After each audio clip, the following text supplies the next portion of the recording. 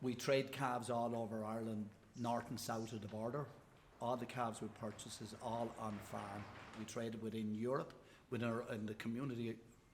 So a certain amount of our breeds of calves will stay in Ireland, and more so the Frisian bulls will leave Ireland for the first 2 or 3 months of the season.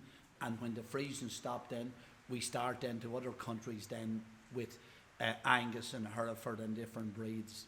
At the moment is you can transport the calves once they're over 14 days old.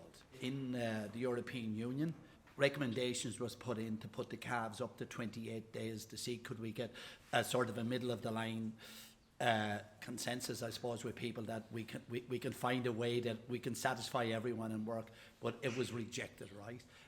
In different countries they don't want to move up the age of the calves, but personally what from Wicklow Calf Company is thinking, from the organisation that we represent, Irish Livestock Stakeholders Association, I am thinking very strongly that we need to move all over Europe to 28 days, that no calves can be transported out or inter-traded with our European partners until they're 28 days old, right? And then it gives, nobody then can come along and say, this is wrong, or the calves are too young, or the calves is this. The calves have strong age in them, they have a lot of kilos in them, and the calves are fit to travel, and the dairy farmers have them ready to leave the farm and go forward, where the calves will be a lot more healthier. I am definitely in favour of the 28-day rule coming in here to Ireland, that no calves can be transported under 28 days leaving to the continent. The fact that calves can be sold in the market at 10 days old is this is not correct. No calves should be sold. There should be a limit put on the calves, whether it's 21 days old or no calves be left the farms leaving under 21 days old. This is a very, very good move.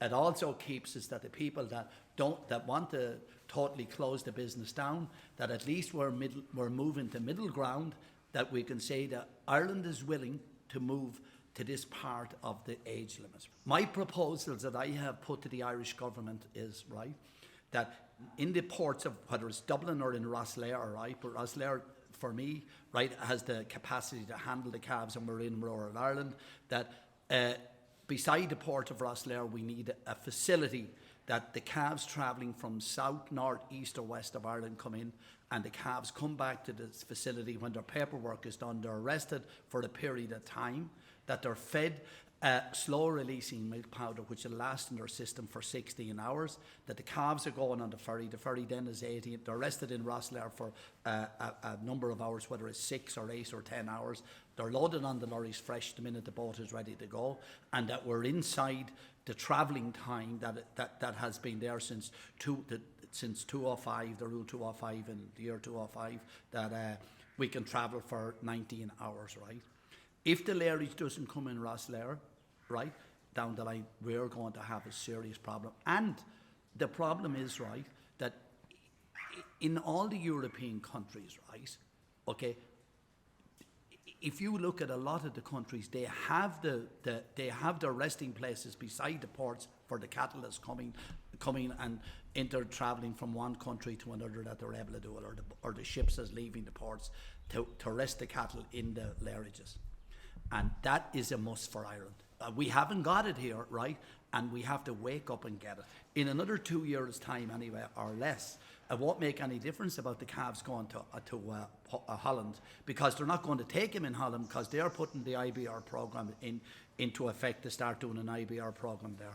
They're going to vaccinate all the cows, I expect, and eradicate the IBR out of the farms, right? Like you just take, say, in Belgium at the moment, lately we see that Belgium now have begun their eradication for the IBR, right?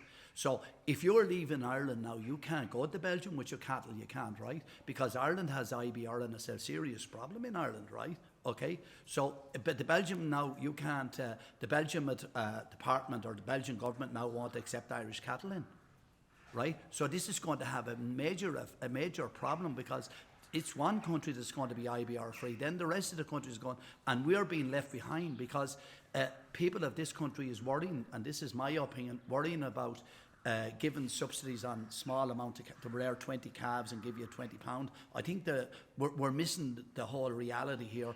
We need to get the programme for the cattle leaving, the amount of less sick cattle we'll have in the country, the amount we'll be coming along, we'll need no antibiotics because our cattle are going to be IBR free. Our weanlings will be able to travel to all the countries. If we're IBR free, I'd see then that a lot of these countries will start taking the cattle from Ireland, right? Okay, it's a no-brainer, right? But we have to call on the government, as I said, that the Minister of Agriculture must now face up and start. This is the programme he needs to be on, because there will be no trading of cattle from Ireland because it will close down.